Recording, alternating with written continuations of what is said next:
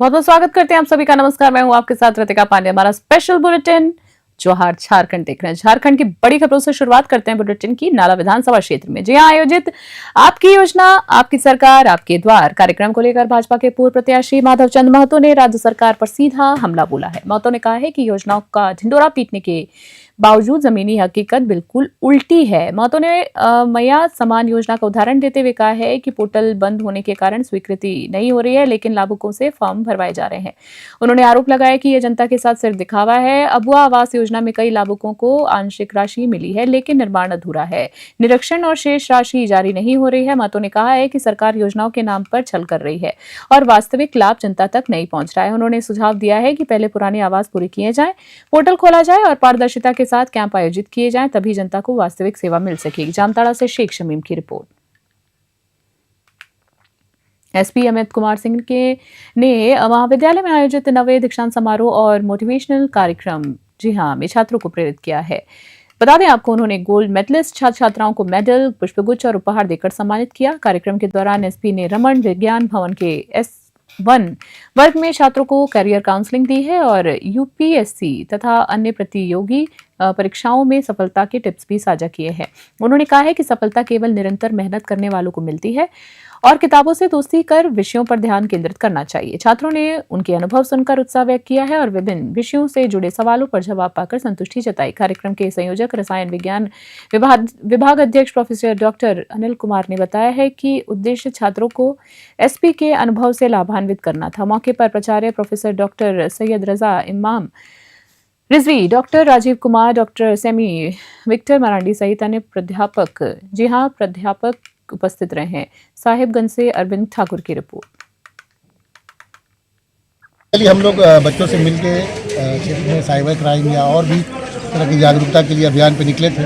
और जैसा आप जानते हैं कि बच्चों से इंटरेक्ट करने के बाद उनके मन में बहुत सारे सवाल होते हैं, कोई बाउंड्री रह नहीं जाता है। तो वैसा बाउंड्री रहा नहीं, अच्छा इंटरेक्शन हुआ बच्चों का, मुझे बहुत कुछ सीखने को मिला।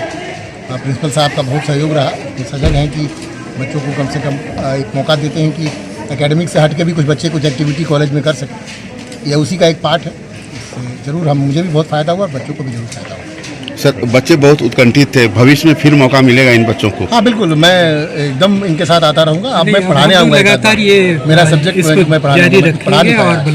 सर, ये ऐसा है कि हम लोग पूरा साहेबगंज कॉलेज परिवार साहेबगंज प्रिंसिपल सर की अध्यक्षता में हम लोगों ने सर को रिक्वेस्ट किया, एसपी सर को, अमित कुमार सिंह सर को, कि सर आप आए हमारे कॉलेज में और कॉलेज का मान भी बढ़ेगा और हमारे इस कॉलेज के जितने भी बच्चे हैं ये लाभान्वित भी होंगे।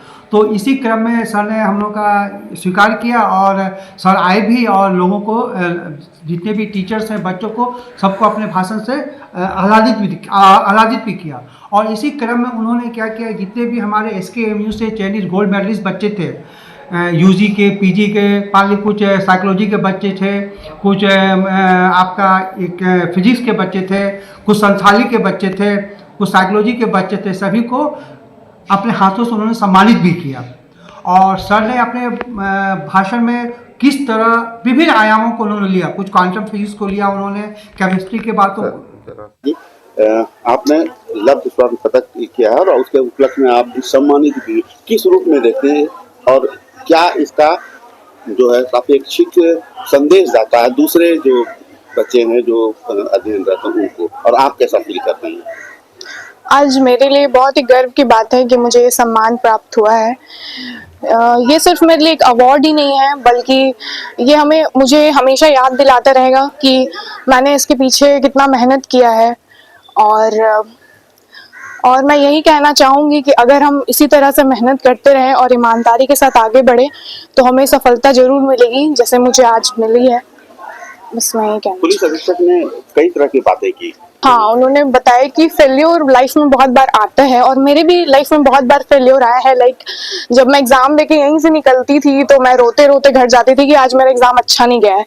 तो मैंने भी अपने लाइफ में इस ग्रेजुएशन के 3 साल के अंदर। और अगली खबर देख रहे हैं, जिला विधिक सेवा प्राधिकरण ने सिमडेगा के ओल्ड एज होम में सेवा संकल्प कार्यक्रम आयोजित किया है। इस दौरान बुजुर्गों को सर्दी से बचाने के लिए कंबल, गर्म कपड़े और फल वितरित किए गए हैं। कार्यक्रम में बुजुर्गों के चेहरे पर खुशी देखने को मिली है। कार्यक्रम के दौरान रांची के नगरी में खुलने वाले मदर टेरेसा क्लिनिक का लाइव उद्घाटन भी दिखाया गया है, जिसका उद्घाटन आपको बता दें न्यायमूर्ति सुजीत नारायण प्रसाद ने किया है। उपस्थित अधिकारियों और वृद्धजनों ने इस पहल की सराहना की है। उपायुक्त कंचन सिंह ने कहा है कि जिन बुजुर्गों के पुत्र पुत्री हैं लेकिन उनकी देखभाल नहीं कर रहे हैं, उनके खिलाफ जिला प्रशासन कार्रवाई करेगा। उन्होंने बुजुर्ग की अपेक्षाओं को सामाजिक और कानूनी दृष्टि से गलत बताया है। प्रधान जिला और सत्र न्यायाधीश सै डालसा अध्यक्ष राजीव कुमार सिन्हा ने ओल्ड एज होम को वॉकर और इन्वर्टर्स उपलब्ध कराए हैं। सिमडेगा से ब्यूरो रिपोर्ट। ये झालसा की तरफ से पूरे राज्य भर में आज कार्यक्रम चलाए जा रहे हैं। तो उसी की कड़ी में सिमडेगा जिले में भी हम लोगों ने जो हमारा ओल्ड एज होम है वहाँ पे ये कार्यक्रम किया, जिसमें कि जो यहाँ पे आवासित वृद्धजन हैं तो उन्हें सभी जो देय सरकारी लाभ हैं उनका लाभ उनको मिल सके, उनका हेल्थ चेकअप हो सके, उनका जो वृद्धा पेंशन अगर किसी को नहीं मिल रहा है तो उसका लाभ मिले, आयुष्मान कार्ड अगर किसी का नहीं बना है तो वो बन जाए। और उसके अलावा उन लोगों को जाड़े के दिन है तो उसको देखते हुए कंबल और धोती साड़ी ये सब का भी वितरण किया गया, ताकि एक डिग्निफाइड तरीके से वो अपना जीवन जी सकें।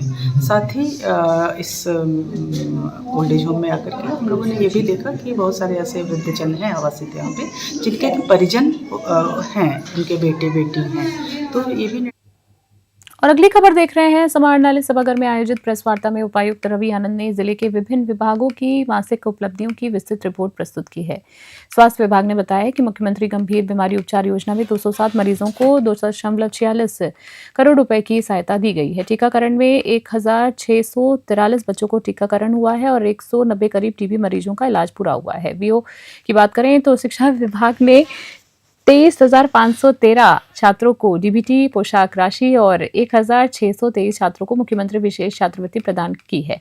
ग्रामीण विकास में इस माह 375 आवास तैयार हुए हैं और पीएम आवास ग्रामीण योजना में 112 आवास पूरे हुए हैं। पशुपालन विभाग ने 877 लाभुकों को बछड़ा दिया है, जबकि पर्यटन विभाग ने कालिदास मंदिर जीर्णोद्वार कार्य शुरू किया है। राजस्व विभाग ने 11% राजस्व वसूली की और म्यूटेशन मामले निपटाए हैं। रोजगार कार्यालय ने 10,007 जी हाँ युवाओं का पंजीकरण किया है और 256 को रोजगार मिला है। उपायुक्त ने कहा है कि सभी विभाग की योजनाओं को समय पर जनता तक पहुंचाने के लिए प्रतिबद्ध है। जामताड़ा से शेख शमीम की रिपोर्ट देख रहे हैं आप। की इस प्रेस वार्ता में एसपी महोदय के साथ हम लोगों ने संयुक्त प्रेस वार्ता की है, जिसमें नवंबर महीने में जो जिले के अंतर्गत विभिन्न विभागीय कार्य जो प्रतिवेदन और प्रगति की गई है उससे आप सभी को रूबरू कराया गया है।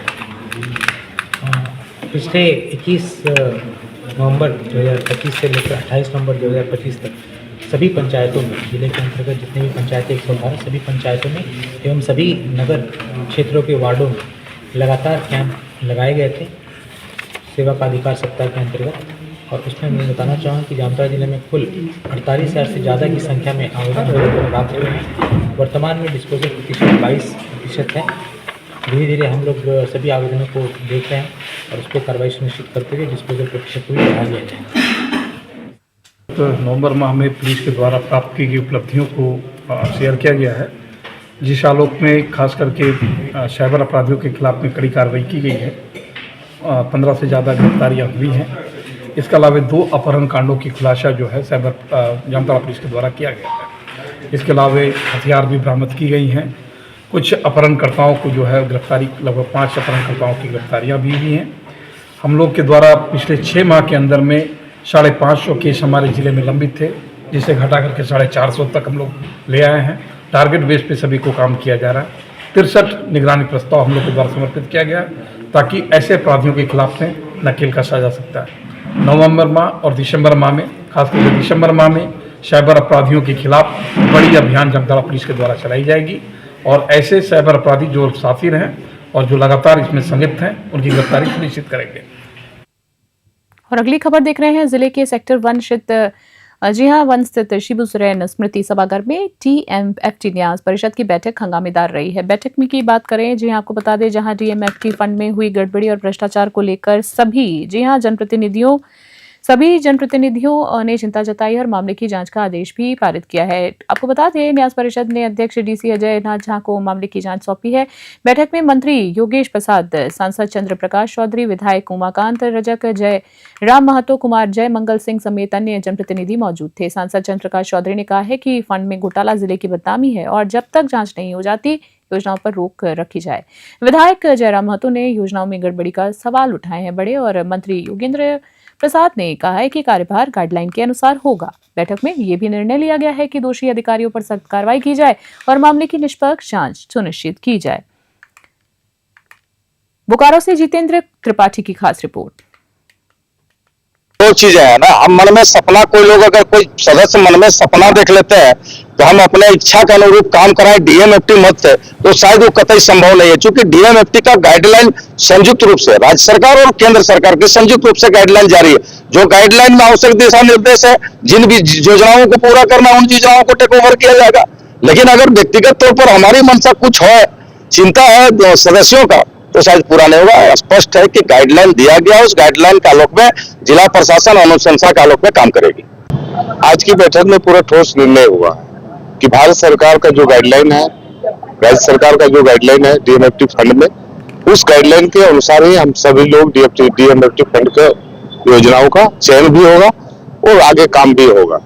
वो डीएमएफटी फंड में बोकारो जिला के अंदर में जो बदनामी आई है पिछले दिनों, गत दिनों, जो हमारे यहाँ डीएमएफटी फंड में जो गड़बड़ियां हुई है, जो प्रकाशित हुआ मीडिया में, पेपर में, पत्रिकाओं में, उसकी जांच के लिए हम सभी लोगों ने कहा है और ये जांच विभिन्न स्तर से हो रहा है। इसलिए हमें उम्मीद है कि जो गड़बड़ी जिन लोगों ने किया है वो गड़बड़ी भी पकड़ी जाएगी और डीएमएफटी फंड को पारदर्शिता के अनुसार हम लोग जनता के बीच में विकास के कामों को ले जाने का काम करेंगे। एक चीज और है, देखिए डीएमएफटी का बैठक आज बोकारो जिला का था और इससे बोकारो जिला के डीएमएफटी में काफ़ी गड़बड़ी हुआ है। जो शिकायतें हम लोगों को मिला है लिखित रूप से भी और क्षेत्र भ्रमण के दरमियान भी, तो मैंने पूर्व में ही डीसी महोदय को अवगत करा है कि इस तरह का गड़बड़ी हुआ। कभी लगभग सभी दोनों सांसद हम लोगों ने गड़बड़ी का सूचना दिया और मैं लिखित रूप से भी दिया हूं। और जब तक इस तरह का ऑडिट नहीं हो जाता है और जब तक फॉरेंसिक ऑडिट नहीं होता है, तब तक के लिए सारी योजनाओं को स्थगित करने का कहा और जो भी भुगतान है, जो पेंडिंग है, उसको जब तक जांच नहीं हो जाता तब तक भुगतान नहीं होगा। और निश्चित है बदनामी हुई है, जिले का काफ़ी बदनामी हुआ है और बदनामी किसी भी हाल में हम लोग नहीं सहेंगे और सभी जनप्रतिनिधियों ने इस पर आपत्ति भी जताया।